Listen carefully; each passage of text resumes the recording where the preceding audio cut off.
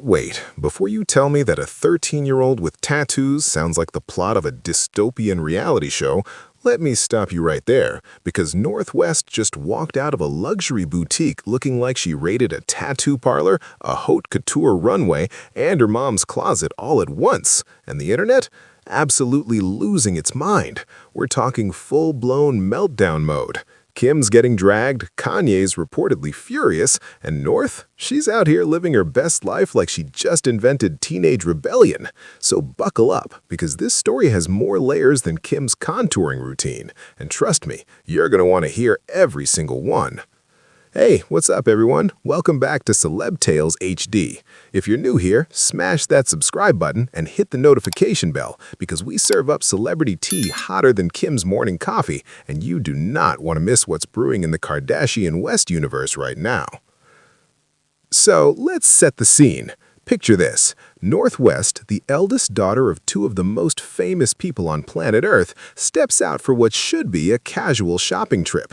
Except nothing about North's life is casual anymore. She's rocking Rico and sneakers that cost more than most people's rent, a sky blue poofy skirt that screams high fashion meets fairy tale gone rogue, and here's the kicker. Temporary tattoos covering her arms like she just walked out of a tattoo convention. Now, before you start clutching your pearls, yes, they're temporary, but here's the thing. When you're the daughter of Kim Kardashian and Kanye West, nothing is just temporary. Everything is a statement. Everything is scrutinized. Everything becomes a cultural moment. And boy, did this become a moment. Social media exploded faster than you can say Skims. Twitter was on fire. Instagram was buzzing. TikTok? Forget about it. Everyone had an opinion. Some people were here for it, celebrating North's bold self-expression and creative freedom.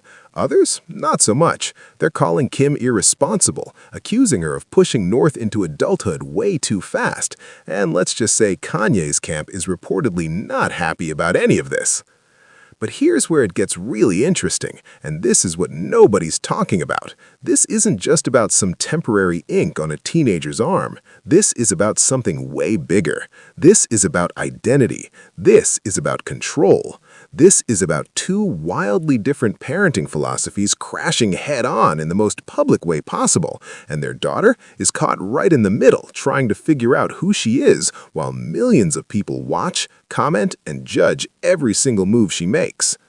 Let's talk about Kim's approach for a second.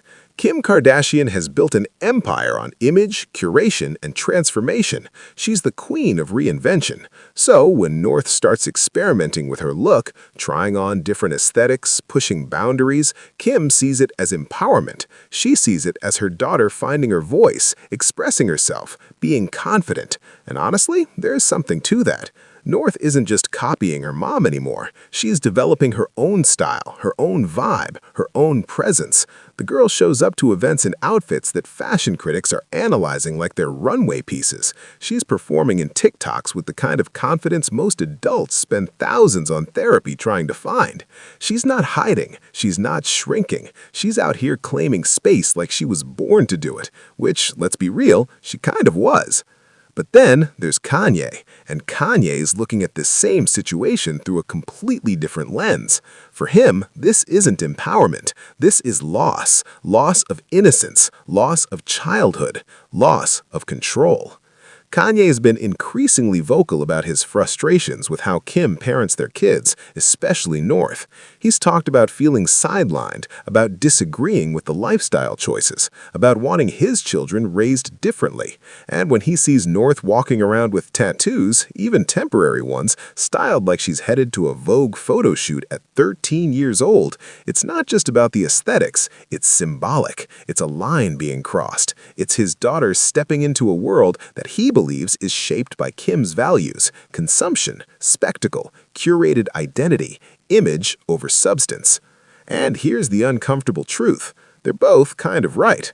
Kim's approach does give North tools for self-definition, confidence, and creative expression in an industry that will try to define her whether she participates or not.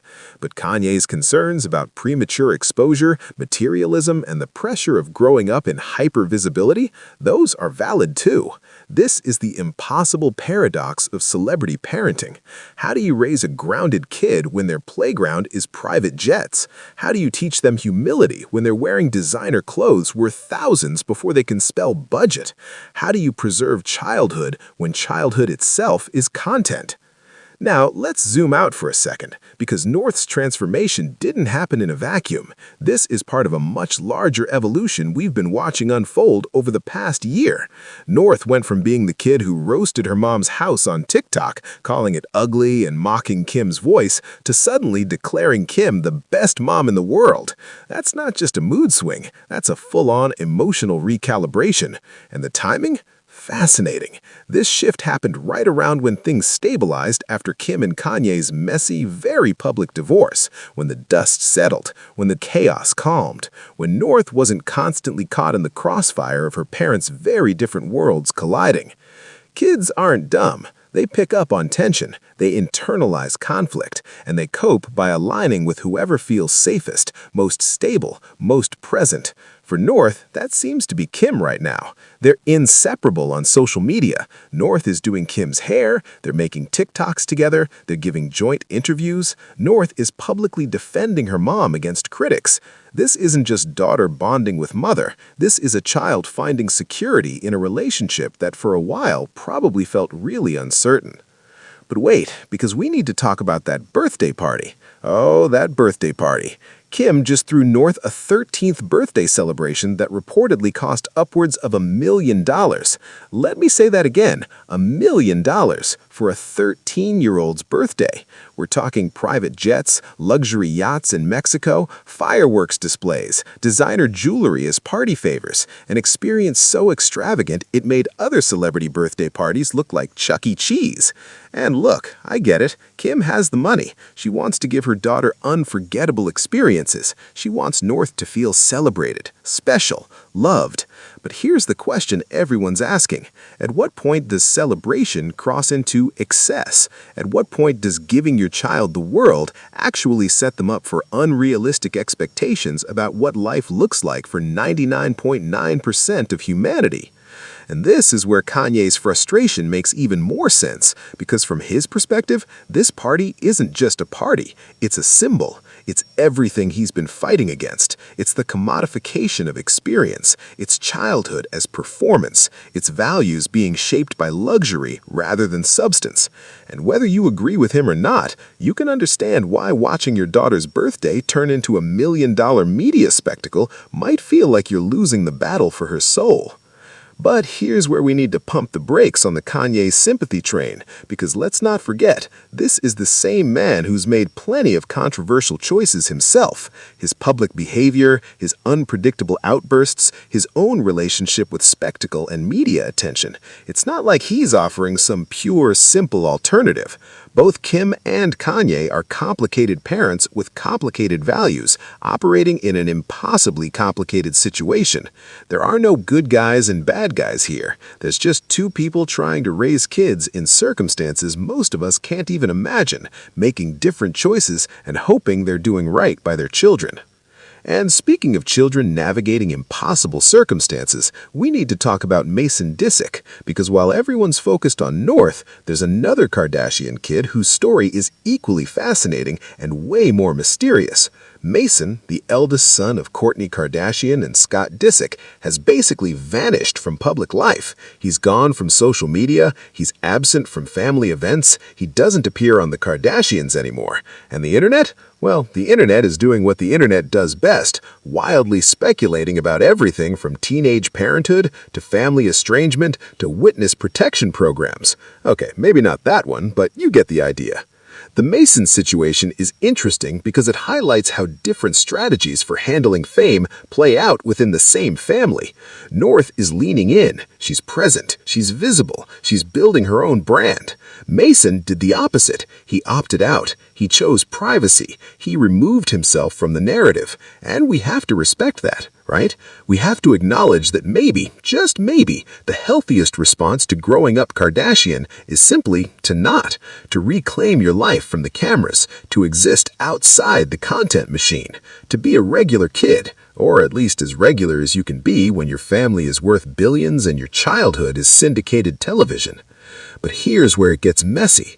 The rumors, the whispers, the unconfirmed reports about why Mason disappeared. Some people are saying teenage parenthood. Some are saying he clashed with the family over their public lifestyle. Some are just saying it's normal teenage desire for privacy. We don't know. And honestly, we probably shouldn't know. Mason is a kid. He deserves privacy. He deserves the right to navigate adolescence without millions of strangers dissecting his choices. But the family's silence on the matter? That speaks volumes. In a family that documents everything, shares everything, monetizes everything, strategic silence is its own kind of statement.